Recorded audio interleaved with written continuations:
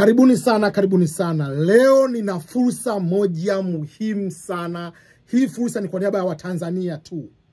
Ni scholarship kwa niaba ya Watanzania kuja kusoma master's degree nchini Marekani na kuja kusoma PhD degree Marekani.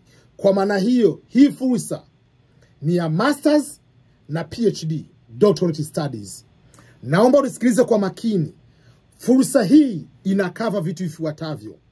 Itakulipia gharama ya visa, itakulipia gharama ya nauli, itakulipia gharama ya ada ya shule, itakulipia stipend, hela ya matumizi yako kwa muda wote unaosoma, itakulipia gharama ya insurance, gharama ya vitabu na maisha yako yote ya Marekani. Ni udhamini unaofahamika kama Fulbright Scholarship. Ni udhamini pekee mkubwa duniani, na udhamini huu unatolewa na serikali ya Marekani. Naomba unisikilize. Kama huna vigezo, usiishie tu kuangalia hii video. Hakikisha unachukua video hii, unamtumia rafiki yako. Hakikisha unatumia video hii, unaiweka katika Insta status yako. Unawatumia watu katika WhatsApp, watumie watu katika Facebook waweze kuangalia. Maana ujanja ni kushare fursa. Sasa basi, nitaielezea fursa hii kiundani, inaitwaje na masharti yake ni yapi, unaombaje na unawezaje kuwa mtu mmoja wapo ambao wanaweza kupata fursa hii. Kama leo ndio mara yako ya kwanza kukutana na mimi, naitwa Ernest Boniface Makulilo, maarufu kama EBM Scholars, ambapo nimekuwa Marekani kwa muda wa miaka 14 sasa hivi. Nilikuja Marekani kupitia udhamini wa Fulbright. Hila sio Fulbright hii ya masters na PhD, nilikuja kwa Fulbright ya kufundisha Kiswahili, maarufu kama Fulbright Foreign Language Teaching Assistantship Program, FLTA. Ile program ya Kiswahili itatangazwa hivi karibuni. Hii sio program ya kufundisha Kiswahili. Hii ni kwa niaba ya Watanzania. Kwa kama ni Mkenya, kuna Fulbright kama ya hivi kwa Wakenya. Kama ni Mganda, kuna ya Waganda. Hii ni kwa niaba ya Watanzania, na kama unavyoona kwenye screen nikionyesha hapa, au ukienda kwenye website ya US Embassy Tanzania, ukifungua katika Education and Culture, alafu unachagua Education and Exchange Programs, alafu unachagua Fulbright Programs, utaweza kuangalia Fulbright Foreign Teaching Student Program. Hii ni Fulbright Foreign Teaching Program. Sasa, kwanza unaweza kanipata mimi wapi kwa haraka? Kwa maelezo zaidi, nina YouTube channel kubwa 3. Channel ya kwanza ni EBM Scholars Channel, ambayo inafahamika kama ni youtube.com/EBM Scholars. Hiyo hapo ina subscribers zaidi ya 90,000 sasa hivi. Hiyo hapo ina mambo yote kuhusiana na scholarships, immigration, fursa za kazi, internships, volunteering, uandishi wa vitabu, vyote viko humu ndani. Lakini hiyo utaenda kwenye youtube.com/EBM Scholars. Kuna channel mpya nimetengeneza, ambayo hii inaitwa ni Fully Funded Scholarships. Kwa ni youtube.com/Fully Funded Scholarships. Ukienda katika channel hiyo, utakutana na video nyingi sana, zote ni Fully Funded Scholarships. Ni channel mpya, hakikisha umesubscribe katika channel hiyo. Alafu kuna channel ambayo ni ya Kiswahili, ambayo inaitwa ni EBM Swahili. Kwa ukienda kwenye youtube.com/EBM Swahili, utanikutana na video zangu, hizo ni za Kiswahili tu ambazo ziko humu ndani. Sasa basi, twende katika video yenyewe, tuweza kuzungumzia hiyo fursa ya masters na PhD. Sasa basi, application cycle ya 2023, 2023, 2024 is open. Maana yake ni nini? Unaomba sasa hivi kwa niaba ya kwenda kusoma masters au PhD mwezi Agosti 2023. Application imefunguliwa leo itakwenda mpaka deadline tarehe 31 mwezi Machi mwaka 2022, ndio muda wa application. Usizime moto. Hakikisha unafanya application yako kwa uangalifu. Una muda wa kutosha kufanya hii application. Utakapokwenda kufanya hii application, deadline tarehe ile pale, maana yake ni kwamba kila kitu kimekamilika. Tutazungumzia ni vitu gani vimekamilika. Tutazungumzia ni sifa gani inabidi uwe nazo. Wale applicants ambao wamekuwa successful watakuwa wanajulishwa kwamba interview itakuwa ni lini kwenye muda wa mwezi wa 4. Only successful candidates will be contacted and interviews will be scheduled for the April 2022. Hicho ni kitu cha muhimu sana kukizingatia.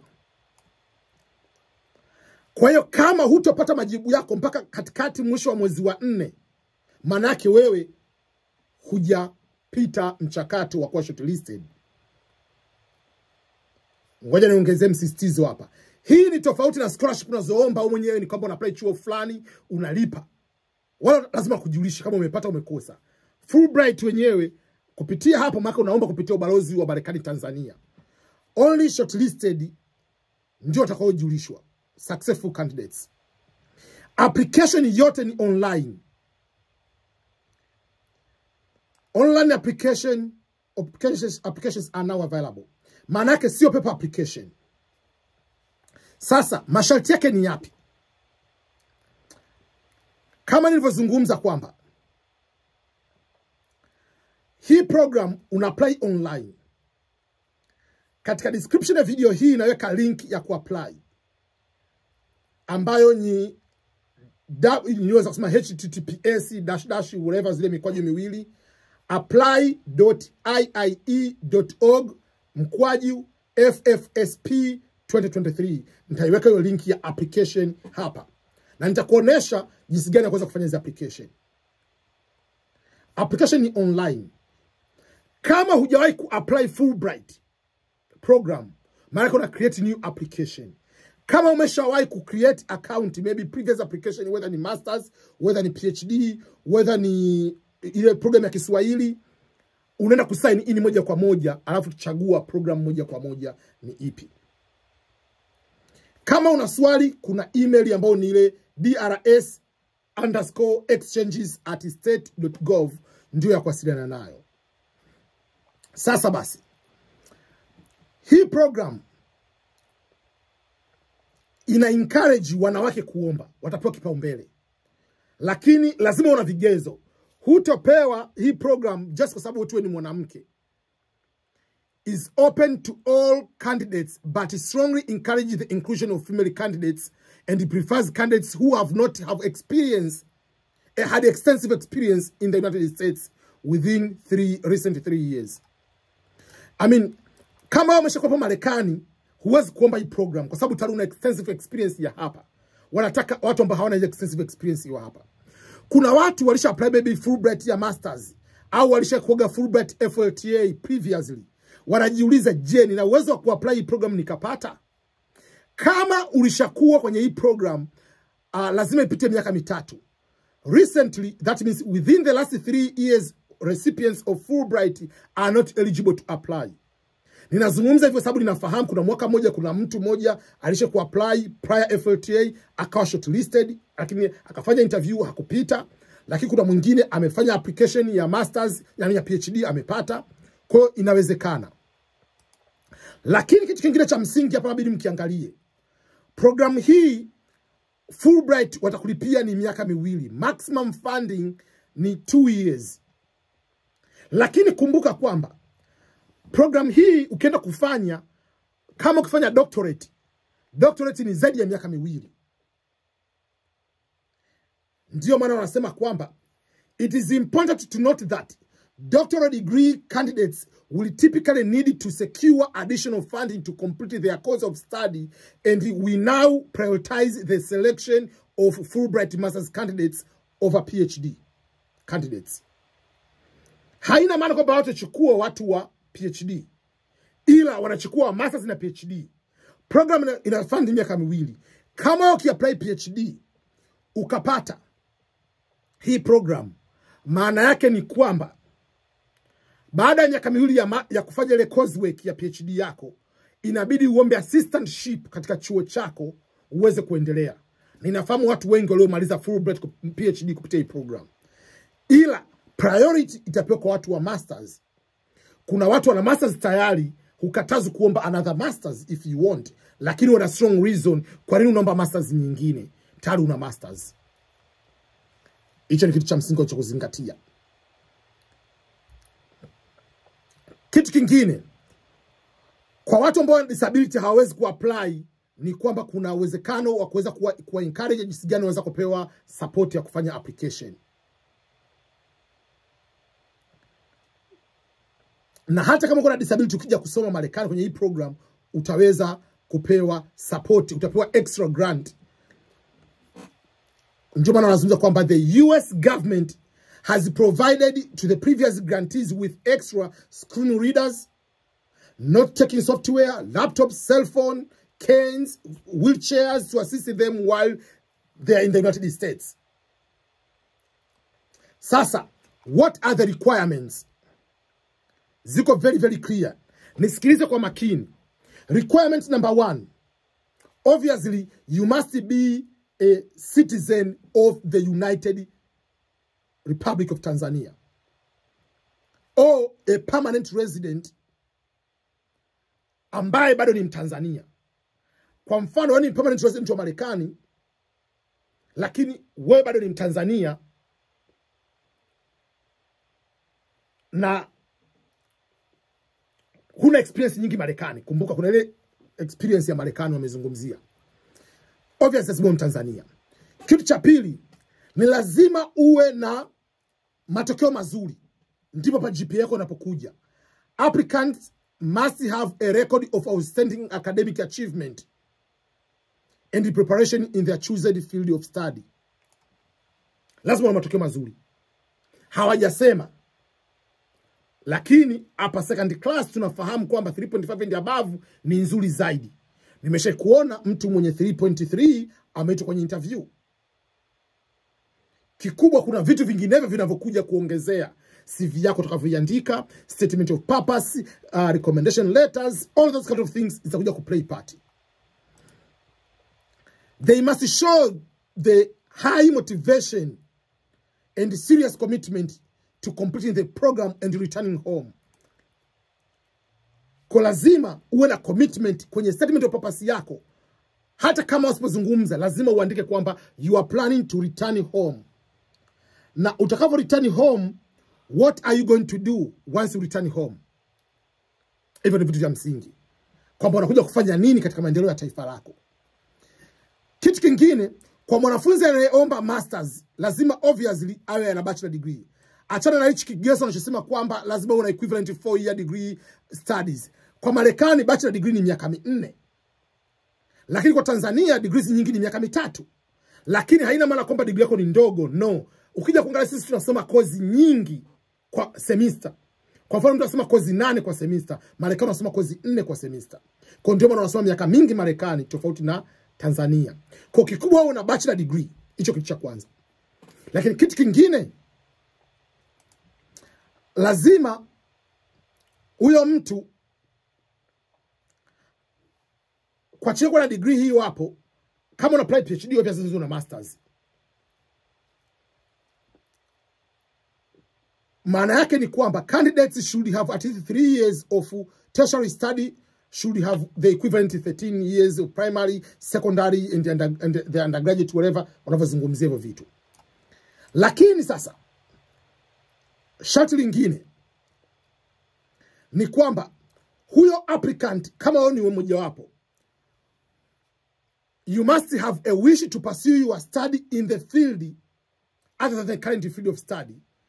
Kama ukitaka mfano, obvious kama umesoma sociology, ni vizuri uendelee na sociology. But for those who wish to continue to other plans, kwa mfano mimi nimesoma political science, lakini nataka kufanya masters of law, lazima ni justify na kushow demonstrating adequate background in that field. Maana yake wana encourage mtu aendelee katika field ile ile aliyokuwa ameisomea, ni rahisi zaidi. Ila kama unahama field, for those applicants who wish to pursue study in the field other than their current field of study, lazima waprove kwamba hao watu wana sifa nyingineyo. Kwa mfano, mtu amesoma engineering lakini anataka kusoma leadership.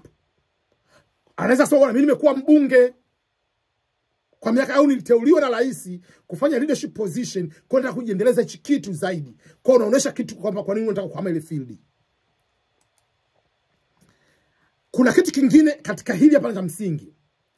Katika application ya Fulbright, hakuna sharti kwamba lazima uwe umeshafanya mitihani.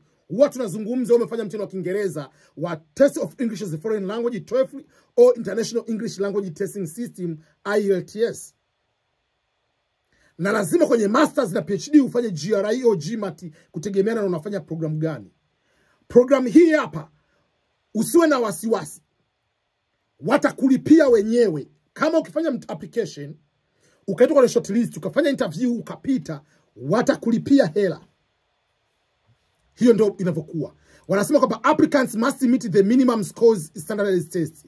Maana yake ni kwamba ukishapita mle ndani watakulipia, utafanya mtihani. Ila sio lazima una standardized test before. Sijui inaleta maana hiyo hapo? Na mimi nalikuwa mmenielewa hapo. Kitu kingine ni kwamba muombaji lazima awe affiliated with or committed to working with an academic institution au private, iwe public au private institution Tanzania upon returning hiyo kurudi nyumbani. Na lazima apata endorsement toka katika chuo kikuu. Ngoja nielezee hii hapa ni nini. Kama wewe sasa hivi ni assistant lecturer au tutorial assistant unataka kuomba masters, wewe ni assistant lecturer unataka kuomba PhD, maana yake ni kwamba tayari umeshakuwa affiliated. There is no, it's easy to go. Ila mimi tuseme kama sasa nafanya kazi benki, nina matokeo mazuri, sifanyi kazi ya ualimu kufundisha vyuo, itanilazimu katika statement of purpose yangu nizungumze kwamba mimi lengo langu kubwa ni kwamba nikasome hii masters, nitakaporudi Tanzania nitakuwa nafundisha chuo kikuu, nitaka kuendelea kufundisha vyuo vikuu Tanzania, either ni private au public. Na lazima nikapata endorsement, lazima nipate recommendation letter, lazima nipate support kwamba unaweza kwenda kwa head of department, kwa mfano Open University, wakaandika bwana huyu mtu ni fulani bin fulani, tunamuona vizuri, matokeo yake ni mazuri. Kama akienda kusoma hii program, akirudi tutaweza kumwajiri huyu mtu. Kwa wanakuindozi kwamba wewe ni mtu ambaye wanakuhitaji kurudi chuoni pale kufundisha, hata kama sasa hivi ufundishi katika kile chuo. Ndicho maana wanasema kwamba applicants must be affiliated with or committed to working at academic institution or public or private institutions in Tanzania upon and should have endorsement upon return and should have endorsement of their home institution. Endorsement manake ni special recommendation letter as endorsement. Applicants should have a high motivation and a serious commitment to complete the program as scheduled and return home. Lazima uoneshe kwamba una uwezo wa kusoma ile program, motivation ya kumaliza, na ukirudi urudi nyumbani. Na kurudi kufanya nini? Kumbuka, tofauti na program nyinginezo, so mimi kirudi nitaenda kijijini, nitafanya kitu plan hii na hii. Hawa hapa hii Fulbright ya masters na PhD ni commitment ya kurudi Tanzania na kufundisha. Kwa usije ukasema bwana mimi kirudi nitaka nikagombea ubunge mwaka 2025 jimbo la Ujiji Kigoma kule kwa no. Mimi sijui nimeshachukua form ya Chadema ya CCM, nataka niende kuwa diwani. They don't care about that. Ukifanya hivyo wanakula kichwa. Wanataka commitment ukirudi Tanzania uje kufanya kazi ya kufundisha. That is priority of this scholarship. Na ndio kama nimesema kwamba mtu ambaye hana extensive experience na maisha ya Marekani, kwa mimi siwezi kuomba. Kwa hiyo ni kwamba huyu mtu lazima awe ana bachelor degree ambayo inapatikanika mpaka kufikia mwaka 2020. Kwa mtu ambaye amaliza mwaka 2021 hawezi kupata. Kwa nini? Kwa sababu unless other PhD, kwa sababu wanataka mtu mwenye 2 years of professional experience. Applicants must have a bachelor degree obtained before March 2020. Kwa sababu deadline ya application ni mwezi March 31 mwaka 2022. Maana yake wanataka kwamba by the day of the deadline uwe una 2 years of professional work experience. Kwa hiyo applicants must have a degree, bachelor degree, kwa wale apply masters, before March 31st, 2020, as well as at least 2 years of professional experience relevant to their prospective field of study. Kwa hiyo nataka experience yako iwe wakati umeshapata degree yako. Kuna mtu mwingine anaweza kutoka kwamba ni aje mpungua miezi michache kama alimaliza mwezi wa 5 afa kaanza kazi right away, na kuna watu wengine wanafanya kazi before. You can try to put all those things together ukaweza ku-apply. Hata kama huna uki-apply, mtu mzingine anaweza ana experience wakati anafanya kazi, anafundisha, wakati anasoma alikuwa anafanya kazi, anaweza kana 2 years experience, lakini unachotaka experience zaidi baada ya kumaliza kazi. Kwa unaweza kucombine kama una mwaka mmoja na miaka mingine, they are not going to beat you kama uki-apply. Applicants must have sufficient high level of English proficiency kuweza kusoma. Obviously utapimwa baadaye na mtihani wa Kiingereza. No applicant may receive more than 1 Fulbright student grant, including half-year scholars alumni. This does not apply to the foreign teaching assistant from alumni. Maana yake ni kwamba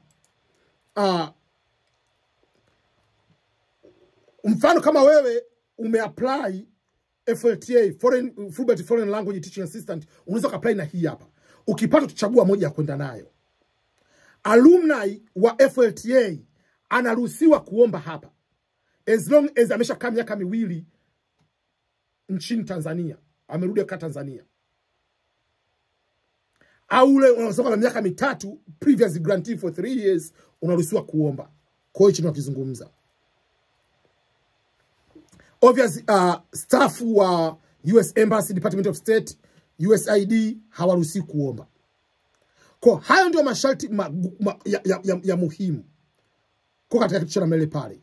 Narudia tena, funding ni maximum for 2 years for master's degree or doctoral studies. Lakini doctoral studies inaenda zaidi ya miaka 2.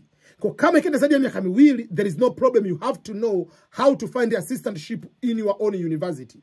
Na kumbuka unapelekwa katika vyuo vikuu vikubwa sana ambavyo tayari vina hizi assistantship program. Na wamesema kabisa kwamba priority itakuwa given kwa watu wanaofanya masters.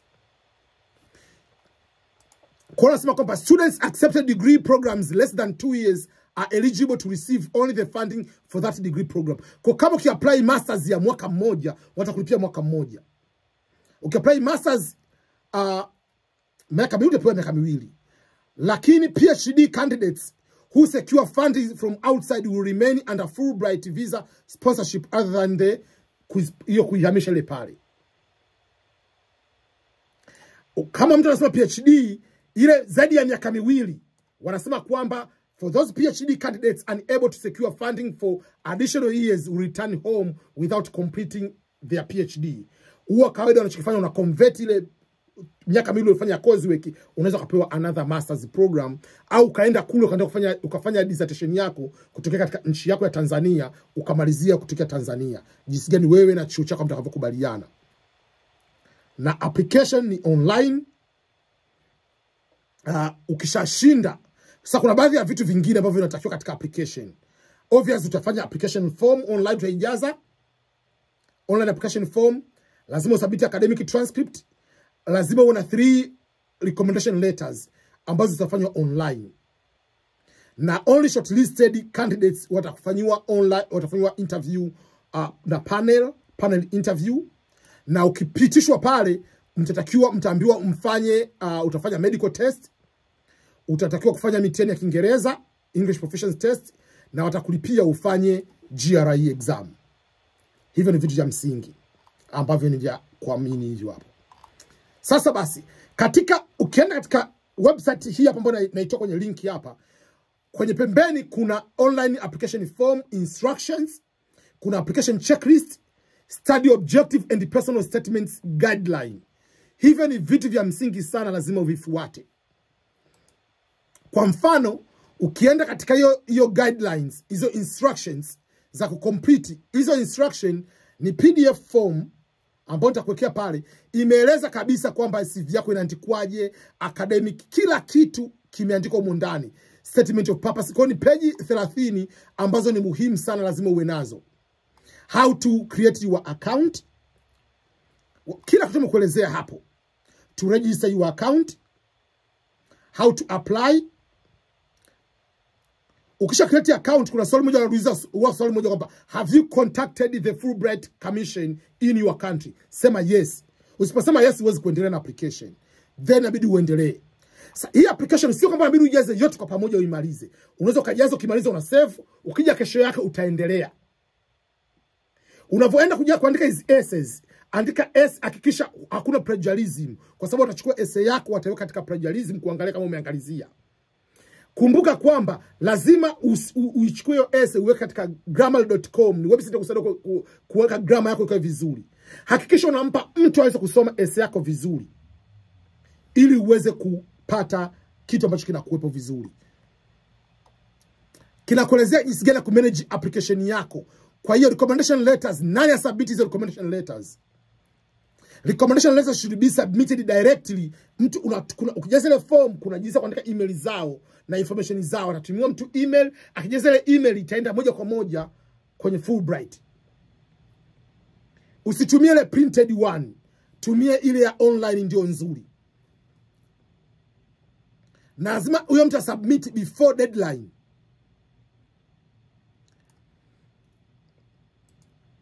If your recommender is unavailable, you'll have the option to exclude the recommender and add alternative after you submit the application. Kwa unaweza kaenda kubadilisha recommender wako, lakini hakikisha unapata recommender, na akisubmit recommendation utapata notification. Form ni ya kawaida, ni ile masuala ya kawaida, preliminary question, which program are you applying, Fulbright ile pale, are you a US citizen, whatever. Kuna maswali ya namna ile pale, do you have dual citizen, majibu yake, kila kitu kimeelezwa hapo. Eligibility tunarudia, wameshavizungumzia vile masharti yake, funding 2 years na vitu vya namna ile pale ambavyo ni vya msingi. Then katika ile main page ya application kuna application checklist. Hiyo application checklist maana yake make sure umecomplete application form. Hakikisha kwamba una letters of references, minimum ni 3 professional references. Lazima ziwe instructors, professors au work supervisors ambao wanakufahamu vizuri. Kwa sababu unaomba hii ni academic scholarship, hakikisha unakuwa na at least scholarship recommendation 2 za academic, yani former professors walokufundisha, na at least 1 ya kuonesha work experience yako, your work supervisor au your employer. Na lazima ziandikwe katika Kiingereza. CV lazima maximum ni page 4. Ikizidi page 4 wanakuambia ni makosa. Iwe na compilation of work experience, na work experience can be paid or unpaid, volunteering or paid, whatever inakuwepo. Education, skills and other activities. Kuna video nishazungumzia swala mazima ya kuandika CV, competitive CV. Usiandike CV, date of birth, marital status, religion, tribalism, tribe, whatever, upuzi na mnaile achana nao. Unaandika CV, unaomba PhD, unaweka education experience, education yako, primary school, secondary school, who cares? Kwa au makosa yote tumeshazungumzia humo ndani. Wanaposema diplomas wanamaanisha ni certificates, vile vyeti. Kumbuka neno diploma ni neno la Kiingereza, kwa lazima uambatanishe vyeti vyako. Vile vile ni kwamba kwa mtu amba obviously matokeo ukipata utatakiwa kwenye application unasema ya kuweka application test kama umeshafanya. Kama umeshafanya unaweka matokeo. Kama hujafanya in the last 2 years acha wazi. Maana yake ni kwamba ukifaulu watakulipia hela ukafanya mtihani wa Kiingereza wa TOEFL. Na mtihani wa GRE watakwambia ukafanye baadaye. Kuna kitu ambacho kinachoitwa writing sample kitachohitajika. Writing sample ni any academic paper, either published or academic paper umeandika katika presentation yako, wanataka kuona uwezo wako kuandika, itahitajika. Ni sample yako. Kwenye interview itakuwepo face to face interview, lakini kutokana na COVID watafanya Skype interview au Zoom interview. Recently wamekuwa wanafanya Zoom interview kuanzia mwaka 2020.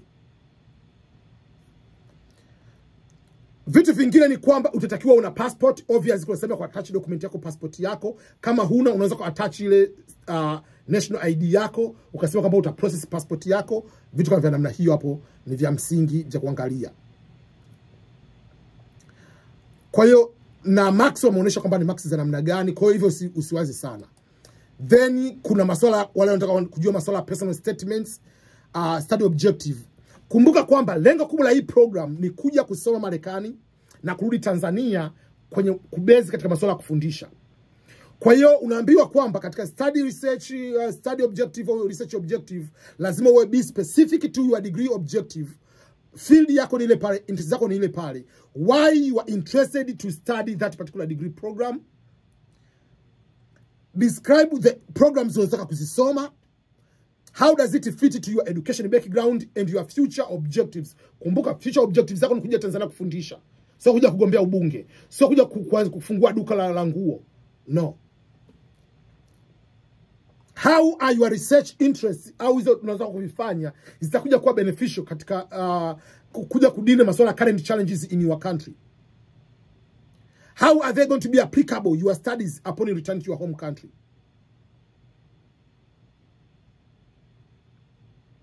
Kwa hivyo ni vitu vya msingi vya kuviangalia. Personal statement. Personal statement hii ni tunasema kwamba wanasema kwamba ni is a narrative statement which you provide kuhusiana na wewe, individual and your future contributions. Kwa hiyo hapa sio sehemu ya kusema mimi ni yatima, mimi ni masikini, mimi nilitembea kwa miguu kutoka Kazura Mimba kwenda mpaka Kigoma mjini shule. Hawataki upuuzi wa namna ile pale. Wanataka kuonesha demonstrate your unique qualifications of your chosen field. Kwa bwana mimi nina degree hii hapa, nina background hii hapa ya kazi na education. Nikienda katika future program yangu nataka kufanya 1, 2, 3. What kind of contribution are you going to make? What is your intention to do with your degree? Kama utembea peku, yeye nitembea peku, hakuna shule, kwa hiyo nitaenda kufundisha chuo chetu cha msingi kwa Muyama Kigoma. Kama kuna chuo kikuu sawa, nenda sema tena kufundisha kwa sababu hamna walimu. Get endorsement from that university. The essay should be at least 1 page, but not longer than 2 pages. And you have to use your own words. Achana na mambo according to blah blah blah kwenye hizi ni personal narrative. Achana na mambo ya kuquote ya sawa, lakini achana mambo namna ile pale. But if you're quoting someone, you must credit ile pale. Usipo credit baki umeplagiarize. Wanakufyeka. Na plagiarism ni kutumia maneno ya mtu au kazi ya mtu bila kumacknowledge. Na baada ya hiyo hapo maana yake ni kwamba umekufyeka. Academic dishonest. Kwa hivyo ni vitu vya msingi mno ambavyo vimewekwa hapo. Na then kuna website ambayo ni ya kuapply yenyewe ile pale. Kwa kama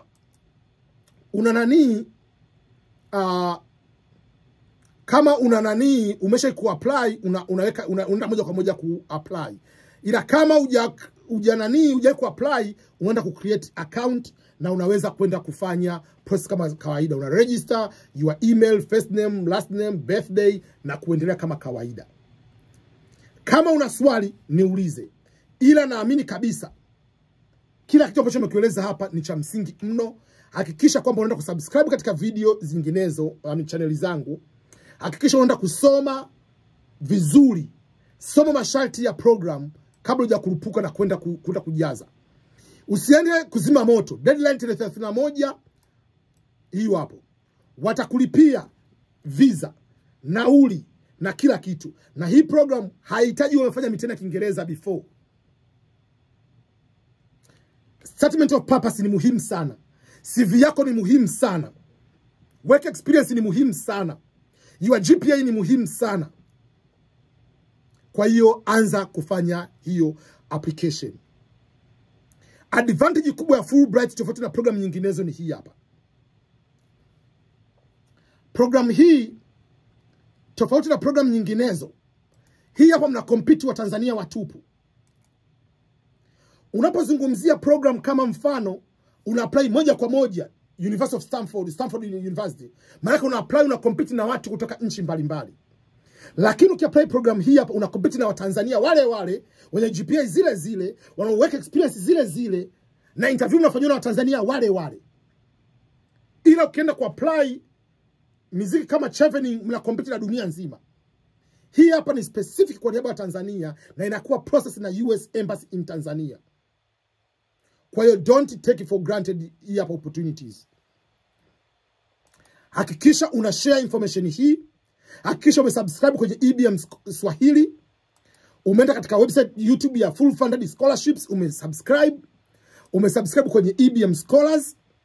Lakini vile vile kuna YouTube, kuna channel yangu ambayo kuna scholarships naziposti mle ndani ambayo inaitwa ebmscholarships.com, utanikuta hapo. Kuna opportunities nyingi huwa naziposti huko ndani zaidi.